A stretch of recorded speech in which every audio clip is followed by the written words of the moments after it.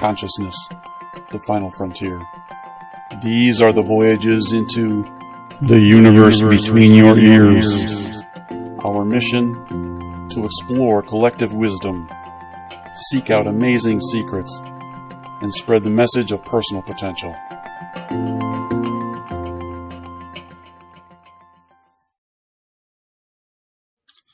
All right. Hello, everyone in podcast land. I'm Tim C. Starr. I'm your host for The Universe Between Your Ears. I am flying solo again today. My co-host, Mr. Gabi Musheyev, has not made it into the co-pilot seat, so he may or may not make it, but we're going to carry on without him for the moment. My guest today is a new friend of mine, Sarah Lenzini. She and I met, what's it been, 2 months, 3 months, something like that? Yeah, something like that. And there was something that you said in your introduction to who you are, and I said, I want to talk to her. It's convenient. Nice. So let me read a short bio here, and then we'll just start chatting. Sarah's a certified assertiveness coach, which is something I really didn't know existed. She strives to help women feel better about speaking up, saying no, and setting boundaries.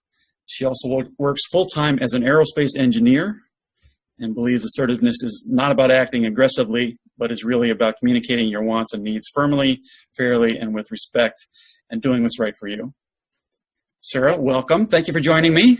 Yeah, thanks for inviting me on. It was good meeting you at the event, and when you said that you did have a podcast, I was like, oh, I should talk to Tim. Yeah.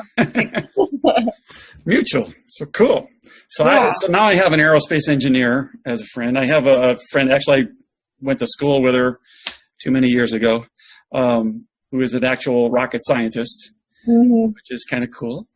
Yeah, it is funny because in school, so I went to Cal Poly Pomona for college, and graduated probably more years ago than most people think. But you look like you're about 16. So. I know. I'm in my 30s. But so in school, we actually learned both airplanes and rockets. So I technically can be called a rocket scientist, but in my day job, I work on the unmanned airplanes down here in San Diego. So but it is kind of funny, all those rocket science jokes, just like, I think they're really funny because I can totally use them. Yeah. Yeah. Well, cool. Well, let's. I really like what you're doing. The idea of teaching assertiveness to women in particular, and I think somewhere in here I saw that it applies to men too, of course. Of course, yeah. But primarily, this is a female issue. And this show is about trying to provide the audience, whoever it might be at any given time, some little piece of something that they might be able to latch onto and put to use in their own lives. Yeah. And so when I heard about this, I was like, this is an important thing for people. And something else that you said in I saw on your website is we teach people how to treat us. Yes. Which I'm 100% online with you on that. It's very much the same thing as I picked up in a marketing sense from one particular guy who says, you teach people how to do business with you. It's the same thing. Yeah. Right? If you don't say my office hours, if you're somebody who provides a service, your coach or a financial planner or something, if you don't tell people, my office hours are from this time to another time, and if you call me after those office hours, I'm not going to answer the phone and I'm not calling you back. They will just push it out till all hours of the night if you just keep answering the phone. Exactly. Right? I mean, it's up to us to really set those boundaries. But yeah, that's like one of my favorite quotes. We teach people how to treat us. And I mean, I have like a lot of favorite quotes. Another one would be, we can't complain about what we allow. Yep. So for example, for the business, if the guy picks up the phone and, but then complains about it, like, oh man, these people keep calling me at this time. And it's like, well, why are you answering the phone? Yep. Exactly. You can't complain about the things that you allow into your life because that's a choice. Yeah. Exactly. So that was, and, kind of all this stuff is really personal experience on my end. No one really taught me this, I guess. But it was really just personal experience. And the one thing that really shaped kind of my mindset around all of this before we kind of get into, I guess, like, what assertiveness for women actually looks like and what someone can latch onto in your audience. But I listened to a therapist on the radio for like 4 years. Her name was Dr. Jen, and she was on satellite radio, and she's similar to Dr. Laura. I don't know if you may know who that is, where like people, I absolutely know Dr. Laura, yeah. okay. So people I'd be were afraid to call Dr. Laura. No. The radio style was similar to Dr. Laura, but the therapist was different. Like, she was nicer. But she was still very, blunt, but in a nice way. And so she was on the radio for like 2 hours a night every weekday. Mm-hmm. And I listened to her show like for 4 years, almost every day on the recording. And you start to hear the same stuff, the same questions, people call in over time. It's kind of like the same, universal kind of human problems, Yeah. And it was good because, repetition helped me to like remember things. But on there, just hearing a therapist's answer to like most of human problem questions, it really just it got ingrained into my head. And that was really, like, Dr. Jen changed my life. Like, that's kind of the impact that this woman has had on me. And I've met her once, which is awesome. But yeah, so that's kind of where, and then of course from there, I got into therapy and was like, oh man, all the dots are connecting to your childhood. And now I really just love sharing what I've learned through the trenches, and helping other women to do the same, because like, I feel like it was such a hard journey, and I mean, I'm still on the journey, of course, but it was such a hard thing to learn, like a lot of tears and a lot of heartbreak, because the way that it like manifested in my life of being, let's say, non-assertive or a people pleaser is you just end up tolerating a lot of crap. Yeah. And it's like, exactly, like you can't complain about. And it's unnecessary crap. Yes, unnecessary. Some crap you're going to have to deal with. But right. I think probably most crap in life really doesn't have to happen. Right. And it's up to us to decide, what is crap, number one, because that's something that I struggled with in the very beginning, was like, I don't know what is okay treatment from others and what is not okay treatment from others. Like, I had no idea, which is kind of weird to say now looking back, because, now I know, but at the time, like, it basically comes down to the way I grew up and like how people were treating me as a child and in my early years and teens even too, was like the people closest to you treat you like crap, and you're like, and then you kind of just learn to accept that, and even down to the core of your being of like, oh, I deserve to be treated this way. Yeah. And it was very painful and a lot of suffering. And then in my case, you pick romantic relationships later in life that repeat how you feel about yourself. Yeah. So you the kind of people that you pick to date reflect back how you feel about yourself. And so that's what I was doing. And that's when I was like, okay. I think I fell to the floor in tears for like the last time, and was like, it just like hit me. I was like, something is not working here. Like, what is not working? Yeah. And so that's really where like this all came from. And you're the common denominator, and so eventually you gotta find out why you're doing what you're doing.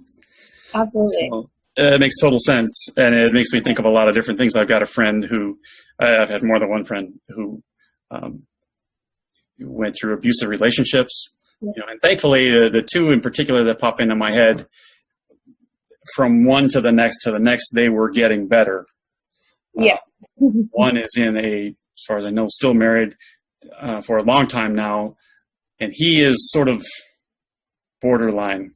There are times when he is verbally, you'd call it verbally abusive. It's not, he's not calling her names or anything, but he gets out of control sometimes. But it's also, it's a lot of things run into my head when we're talking about this stuff. I bring it up a lot that human beings are pack animals, and pack animals have you can't have, everybody can't be the boss, and everybody can't be the follower. There's got to be a pecking order that gets decided somehow. And in a pack, especially if there's lean times for hunting and stuff, the weakest of the bunch gets picked on, and sometimes is actually killed by the whole pack, right? And this is a natural thing, and we have the ability as humans to put a moral judgment on all this stuff and say, okay, well, we shouldn't do these things, and so let's legislate against it, and let's teach ourselves and our kids and whatever not to do these things because we've decided they're wrong. But there are natural tendencies to do it.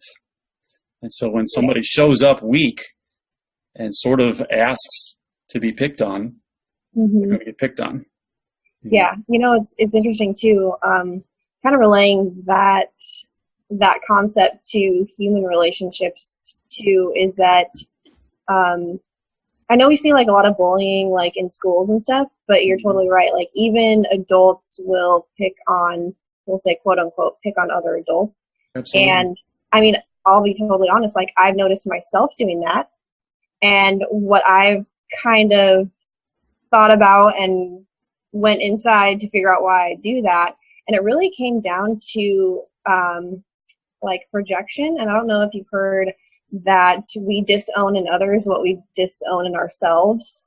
So, for example, if someone is displaying a trait that we don't like, the reason why we don't like it is because at some point in our core or in our shadow or our dark parts of ourselves, we've disowned that part of ourselves, and we see someone else acting that way, and it triggers us in that way.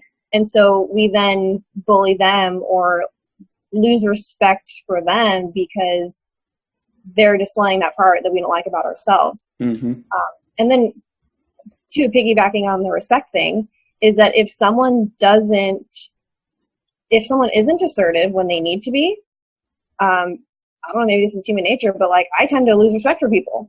Yeah. And I think that's because, going back to what I said before, is that I was not able to be assertive. And so when I see other people not able to be assertive, I'm like, oh, I used to be like that, and I hate that I used to be like that, so I'm going to like push you to be more assertive. And like this is all like stuff that I've learned within the last year. And I'm like, wow, this is actually really interesting. The human like psyche and psychology is very fascinating to me. Yeah. Especially when you see it in yourself. Yeah. Well, we're all members of the same species. It's sometimes it's unfortunate, but the one of the things that's interesting to me are these studies of like the psychology of the masses kind of thing. People in groups act very differently than they would if they were individuals. Right. People will stand around in a big crowd and watch somebody get beat to death and not say a word. Right. Unless one person does actually move in to do something, then everybody comes. But if it's one person seeing somebody getting beaten, they're much more likely on their own to try to do something. Right. There's some sort of weird sort of voodoo hold that comes over people in a crowd that you do what everybody else is doing. Yeah. Isn't that interesting? That's one of those things where like we kind of all know that that's a thing, that like that is a thing, but I mean, why do we do that? It's like that's one thing I haven't. It probably goes, way back to when we were more like animals, and it's there's strength in numbers, and everybody else is doing it. It must be the thing to do. Yeah, that reminds me of I don't know if you're familiar with the author Brene Brown. Oh, you are? Okay, good. So I haven't read anything, but I know who she is. Okay. Yeah. So she has also been another person that's really kind of shaped my mindset around all this stuff too, because she's a shame researcher, and she really talks about vulnerability and shame, which I like to talk about shame a lot as well, just because it is the undercurrent to a lot of the things of why we act the way that we act. You can't really be assertive if you don't feel worthy of doing so.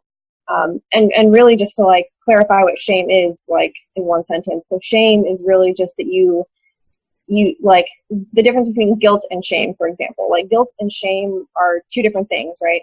So guilt would be like, I did something bad, I made a mistake. You can make amends for something that you feel guilty about. Shame is I am bad. So you have this deep core knowing within your core that you are bad. So that's the difference between guilt and shame. And shame is like so insidious. Like you can't have addiction without shame, for example. And so what I love about Brene Brown is she really shines the light on shame, which is like so crucial for people. I mean, like if you have like shame for that you're a bad person, or that you are bad, that you don't deserve good things, that you're not worthy of this or that. I mean, there's no way you can speak up for what you need, because a lot of times you don't feel like you're worthy of having your needs met. Yeah. You can't set boundaries because you think people will think you're a bad person if you set boundaries. So anyway, so back to the other thing I was going to talk about was Brene Brown. Her latest book that came out is called Braving the Wilderness. And she talks about in there that it's really about having the courage to stand alone if you know, like in your heart, that you're doing the right thing. And so I think just when you're talking about like the whole the mob mindset of not, if you see someone getting beat up and nobody does anything, Brene is really like, hey, like, no, like this is the right thing to do. We need to have that courage to stand alone. Right. And so it's a great book, actually, Braving the Wilderness, for anyone that's like, no, like we need to like just have the courage and the confidence and to not really care what other people think, which is another thing that's hard. But yeah, yeah. Well, let me ask you, because all of this stuff, I joke about it. I have PTSD. Right? It's perpetual tangent story disorder, and so I'm likely to just shoot off any direction. But luckily, so far, all of these things that are popping into my head are actually related to what we're talking about. Yeah, stuff is interrelated, but and just like that, I'm losing what I wanted to bring up. Crap. All right, it'll come back to me. Okay. So, God, it's right on the tip. It's like teasing me. Right there. So I know what it was. It had to do with empowerment. Yeah. And you were talking about empowerment on a webpage. This is a word that in the last probably a year has suddenly just appeared all over my radar. Right? Okay. And it's mostly coming from female coaches talking about empowering other women. Mm-hmm. And it annoys me because the reality, the definition of that word, outside of a legal sense where you empower somebody to give them power of attorney, you empower them to do something. Outside of that, it really just means you are giving somebody else power. And in terms of this whole personal growth arena, you can't give me power. Right. Right? It's all within me. But your terminology is different. You're saying, I don't remember the exact wording, I may be in this bio here, but you're saying basically that you're helping people to feel empowered. Mm-hmm. Which is all anybody from the outside really can do, is help you to feel empowered. Yeah. But you still have to take it on and own it and run with it, right? Yeah. Yeah, that's totally true. So how did you, is that a sort of a conscious I don't know if decision is the word I want to use, but did you come to this, let's say, did you come to that kind of terminology around it intentionally? Or it's a good question. Yeah, I think it's kind of a buzzword lately. Okay. I mean, obviously you said you've been seeing it a lot, and I think women's empowerment is kind of, I don't know if it's like a cliche thing now, but that's my issue. Is it certainly seems to be. I empower women to do this. I empower women to take that. You really don't. I mean, yeah, exactly. Like I guess you could say like, I mean, I like the word just because people know what it means and it's a feel good word. Mm-hmm. Um, but really, I think encouragement would be another good word, that I would use as well. Um, or like even just helping women to feel a certain way and just sharing my story. And you're totally right. Like um, you can't make someone feel powerful if they don't, um, I guess, want to feel powerful. But like Mm-hmm. coaches' jobs are really to just be that supportive person and just to say like, hey, this is where you are, this is where you want to be, and I'm there to help you get there, however, whatever words we want to use to do that. But that's, I think. Yeah, I agree with you, and I'm sorry for interrupting, but I'll do it again. What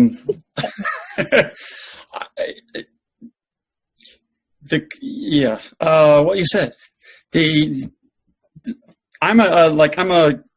I'm cursed. It's a curse and a blessing, right? I read things and it's like, you're using that word completely wrong. It's obvious because you Okay. use it 4 times in the same way. You obviously don't know what it even means, but you're using it because you think it makes you sound smart or something, right? And I see these things, and I could be reading a book and somebody starts. The first time I see something on a page is, oh, well, it's a typo. Okay. And then, oh, no, there it is again. And by the time I'm halfway through the page, I'm just looking for the next mistake. Yeah, that's Forget about what I'm reading. I can't. It's not coming in anymore. Wow, so that's an interesting like way to, like I don't really think that way, but that's interesting that's like. I mean, it sounds like that's a turnoff for you. Like, it makes it difficult for me sometimes. Yeah, is that the only word, or are there other words? Oh, it's all over the place. Okay. You're like every other word. but the point I was going to is that, so many people are just so ignorant about so many things, and they don't even know that they're ignorant, which is ironic, right? But I think that we know better than we realize what the meanings of certain things are. Okay. And so you read something that somebody says and you know what they're saying, but something in your subconscious knows that they haven't said it right. They've misused a word or something. And so like this empowerment word is an easy example where I'm reading this and it's just what you said, everybody basically, and I think that's one word where we all pretty much have the same definition. Mm-hmm. But I just kind of feel like unconsciously people are reading, they're getting the same message that I'm getting, is that somebody is saying that they're giving it to you and they really can't. And maybe this is just me wanting to be right. I don't know. Yeah, I have no idea what other people think about when they read stuff. So you're the first to share how certain words impact you. I mean, it could be, or it could be that people don't even care. They really don't. It's me. I know it's me. I'm owning it. But I see stuff like there's the words set up and the word set up. 2 different things, right? Yeah. Every day and every day are 2 different things, and they are used interchangeably. People don't know what they're writing, and I see these things and it makes me stop, and I go, "No, you idiot! How can you?" And but the issue is it's spreading into marketing and big companies using incorrect things in giant letters. Mm-hmm. Look how dumb we are. So wow. My personal. Yeah. I'm a grammar Nazi or something. Yeah, or something. All right, let's go back to something more relevant. So talk about, you make a distinction between assertiveness and aggression, and I think that's important. Yeah. Let's talk about that a little bit. Yeah, for sure. Aggression is generally not a good thing. assertiveness is generally a very good thing. Yeah. It's funny when I think about the word assertive is like, I've had quite a few people tell me that the word assertive has a negative connotation, which is interesting to me that you picked out the word empowerment and not the word assertive. But so a lot of people think that assertiveness is, they think of, especially for women, they think like bitchy or bossy or rude or like an aggressive woman. But when you think of an assertive man, you think of someone that stands tall, someone that gets what they want, someone that doesn't take no for an answer. It's definitely has different meanings for different genders, which, I guess you could say that's one of my missions is to really kind of break that stigma between the genders and the word assertive, because women can be assertive as well and not come across as bitchy. Women can be assertive and not come across as rude or bossy. And that's kind of what I really like, the bread and butter of my my mindset and my coaching, I guess, is that I really try and help women to not be bitchy and bossy and rude and yet still be assertive. Like, you can be kind and assertive at the same time. Whereas aggression and assertive are obviously two very different things. Aggression, I think we kind of all know what that means. I would categorize bossy as aggressive, and I would categorize bitchy, obviously, as aggressive. Rude, nobody likes talking to a rude person. So I think assertiveness is really just being able to speak up and doing what's right for you, and saying no without feeling guilty, and being able to set those boundaries. And you can do all of those things without being aggressive. And obviously verbal abuse and any kind of abuse is aggressive. Even name calling is aggressive. Like, these are the kinds of things that, like, even just a tone of voice, you could say that was aggressive. It's obviously like a fine line, whereas assertiveness doesn't have to have any of that. For example, it could be, like, what I really like to encourage women to do is to use I statements. Like, no blaming others. Like, blaming, I wouldn't call blaming as aggressive necessarily, but that's definitely not assertive, because I see assertiveness as taking responsibility for you and your feelings, and not like projecting anything onto others, not blaming others, not saying, oh, you made me mad. No, I feel angry when you did this. That's you taking you taking responsibility for you, is saying, I feel this way. And yeah, your behavior may influence that, but you're not saying, you're making me angry. Like, that is one of my pet peeves, is when people say you're making me angry. I'm like, no, actually. See, I'm not the only one. This is true. I guess there is semantics. But it's important. These things are important. Because all of this stuff always, so many of our conversations on the show have, I don't care what we start out talking about, it comes down to communication. Totally. And one of the issues with communication is that I may say something perfectly rationally, it may be perfectly clear and exact, and I would sit here and go, you can't argue with what I just said. But what you hear can be very different. Yep, totally. That's one of the biggest challenges, is trying to talk in a language that the other person will hear. Mm-hmm. And sometimes you just flat can't do that. Sometimes people just don't want. But that's why I love like mirroring a lot. Like, when this is kind of just like a communication technique.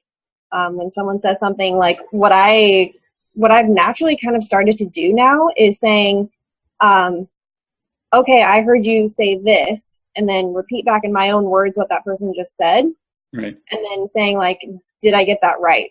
Or, because then that way you're on the same page, because you're totally right. Like, we're all human beings. We all have different colored lenses as we go through the world and hear different words and this and that. And communication breaks down very, very easily. Yep. So it's definitely one of those things of, like, mirroring back and saying, like, hey, and both ways, like, if you do it enough, the other person will pick up on it too. Yep. And or you can share with them, how, be like, oh, Yeah, I mean, you could even ask them like, "Oh, can you put in your own words what I just said, and just make sure we're on the same page?" And that's being assertive. That's not being aggressive. That's just asking for what you want. And that I have found works really well, because a lot of times they'll repeat back and it's totally not what you meant. Yeah. Like, how can I like rephrase this in a way that this person can understand? And it's not like, oh, you're dumb for not interpreting. No, it's like, I don't think people are idiots. I don't think people are dumb. It's like, we're all just doing the best we can, to be honest with you. We all have like lenses through which we live our lives, through life experience and this and that. And if someone didn't understand what I said, it's not that they're stupid. It's just that we just have different ways of filtering information. And so to me, it's really important you're right. Communication is key. Asking for what you want. And so that's really, even if you're trying to coach somebody, right? They have to hear the actual message that you're giving them, or it's not going to work. Exactly.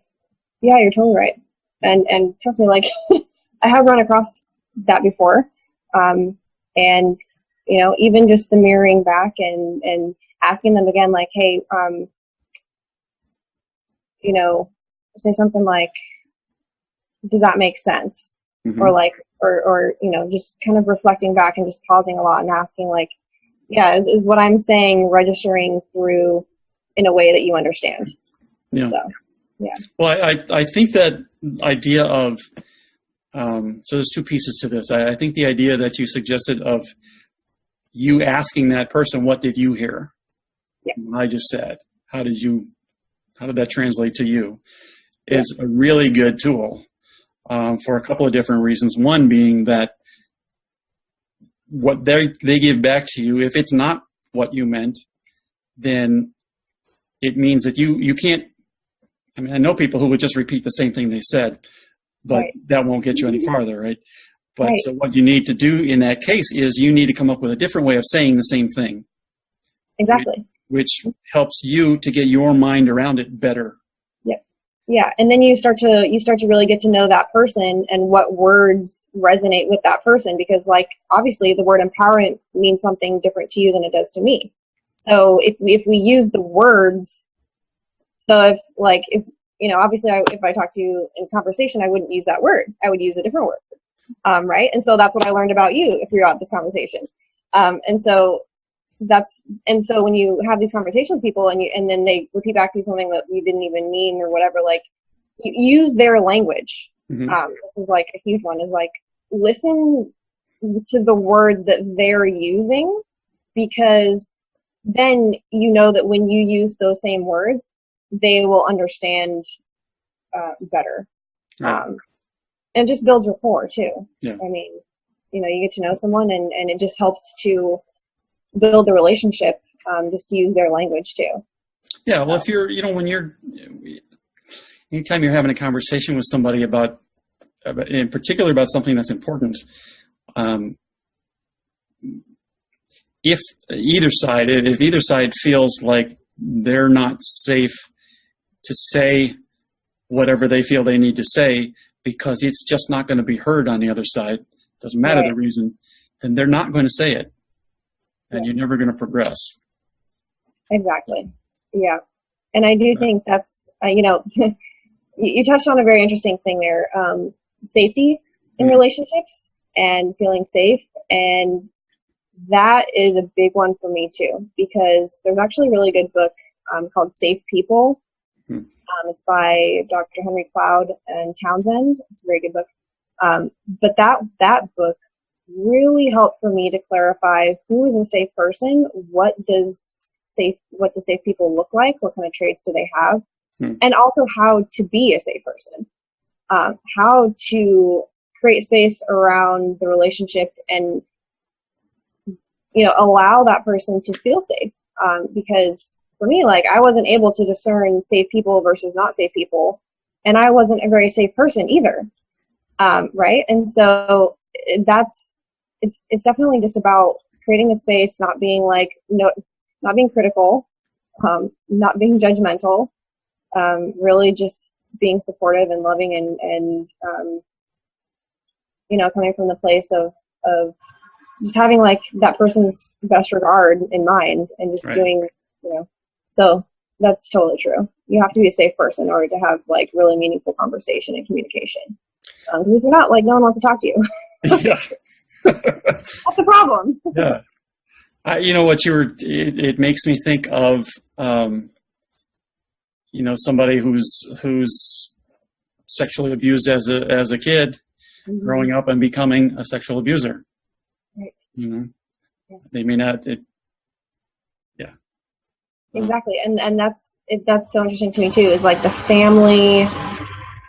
It's called like generational transference is like the technical term. It's like actually a thing. Obviously, like people that get abused typically pass it down. I mean, I've seen it in my own family, and it just makes sense human nature wise. Like we do what's familiar to us, and like if we didn't learn healthy ways of coping as a kid and as a young adult, we're going to pass it down to our own kids, which is why I'm so passionate about this, is because I was committed to be like, no, it stops with me.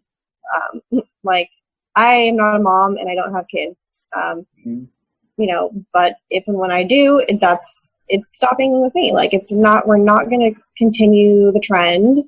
And all my cousins feel the same way. Like we're all on the same page. We all kind of went through similar things, and me and my cousins are like, nope, we are done with this. I don't know what it is. It's just like we're kind of, which is kind of cool. We're kind of all in the same mindset there. But yeah, it's good because that means you have somebody close to you that you can actually talk to about it. Yeah, which is funny because I didn't even realize that a lot of my cousins went through similar things until only like 5 years ago.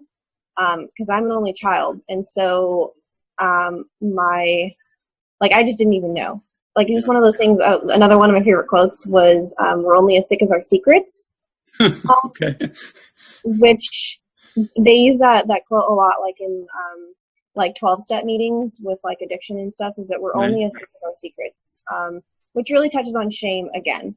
And so, like, I had no idea anything that was going on really, or maybe it's just like I wasn't aware of it. But when I found out, like, that my cousins and I kind of went through similar things, it was like, oh my God, you're kidding me. But it makes so much sense. But yeah, I mean, it was like 5 years ago.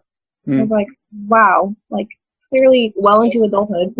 So I need to ask about something that because you touched on being aware, and that's making me think of something, but I just want to ask real quickly,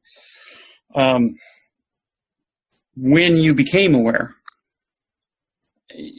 did you have to deal with feelings of guilt over why didn't I know sooner, things along that line, beating yourself up over what you quote unquote should have known or done or been? Yeah, for me, it was a little bit, I think, because, what you just said there was actually really interesting, because a lot of times, like as kids, speaking for myself, you kind of internalize things, right? And so, like, I disowned in myself the fact that I wasn't able to speak up and stand up for myself. And, like, I was so ashamed of myself that I wasn't able to be assertive as a kid or growing up. But it's like, you have to reframe that and be like, you're a kid. Like, how, like, it's like kids cannot stand up to adults. Like, it's very hard. Like, I just really had to show myself compassion and, not beat myself up about it, because another quote too, like, we're all just doing the best we can, like, especially as a kid. Like, and that quote has helped me to see my parents in a different light, is that they were doing the best they could, and I'm not like blaming them for anything. And at the same time, like, their behavior still impacted me, and that's what I'm taking responsibility for. But yeah, I mean, like, it's like, it is a thing. It is a thing. Like, people feel guilty for not knowing what they know now, but you're bringing me twice. You've brought me to this. So I'm going to jump in on top of you. There's something that I heard, I don't know how long ago, and it made an impact on me, is the idea that you're only responsible for what you know. Yeah, that too. And if you're not aware of it, what's the rational, argument for why you should feel bad about it? Exactly. Exactly. Like it comes back to the word guilt, right? Is that like it's so funny how we assign guilt to things that like doesn't make any sense to feel guilty for. Yep. Like feeling guilty for something like guilt would be like, oh, I made a mistake, but you're aware of the mistake that you made, still yes, you can feel guilt for that. Yep. But like feeling guilt for something that you weren't even aware of, like yeah, I don't know, like, it's just kind of a weird emotion that humans put on certain things. It's like that's a learned thing, we learn to be willing to take on these things. And we learn it because you can unlearn it. And I mean, you've done it, right? Okay. So you can unlearn it. Right. Yeah, exactly.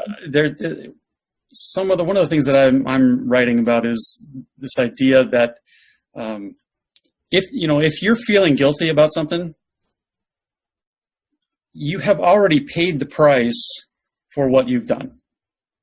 Assuming that this is not an illegal thing and you should have been in prison.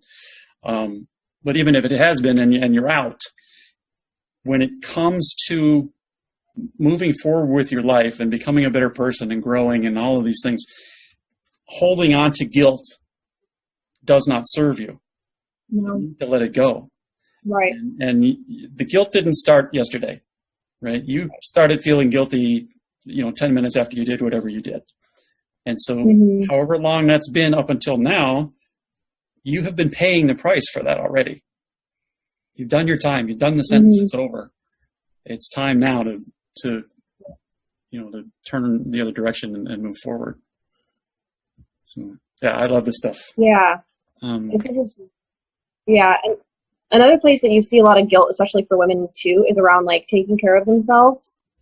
Self-care, and that one I run into a lot where women feel, especially like moms with families, where they'll feel guilty for taking care of themselves because they feel like maybe they should be doing a bunch of other things like taking care of the kids and whatnot. But then there's that should in there. But the one quote that I love for like feeling guilty for self-care is that, when you take care of yourself, you feel happier and everyone else benefits when you're happier. Yep. So that's the thing is like we cannot feel guilty for things that benefit everyone. So let's stop that. But if nobody points that out to you, everyone, that's what's going to happen. And women. Yeah. So, all right, listen, I'm going to stop us. So, here. I mean, another analogy too is like the oxygen mask at the airplane, of course. Put your own oxygen mask on first before you can help anyone else. Like you can't get sick enough to help somebody else be healthy. Are you still with me? It's really annoying to me, actually. All right. Well, let's just pick it up here. Yeah. All right. So we were right in the middle of something good, and Sarah's this whole technology makes your life easier. Her Wi-Fi went out, and then it's taken a little while to get back. And now, really, we're up against a time window. Yeah. So what I want you to do, if you would, is tell people in the audience how to get more of Sarah Lenzini. And I definitely would like to have you come back again for another conversation because this went really, really fast. And Gabi, I know, would love to talk to you. If for no other reason than you're good to look at. Oh, great. Awesome. Well, thanks for having me on. We are, man. Right. I mean, this is true. I'd be happy to come back. And so people can find me. I'm pretty active on Facebook. So I have a Facebook group that I'm pretty active in. It's the best place to, talk with me, ask questions. It's all free. So it's on Facebook at the Assertive Woman Community. So that's a pretty good spot to kind of interact with me. And then, of course, you can like my Facebook page, The Assertive Woman. And I do offer coaching as well. So my website is theassertivewoman.com.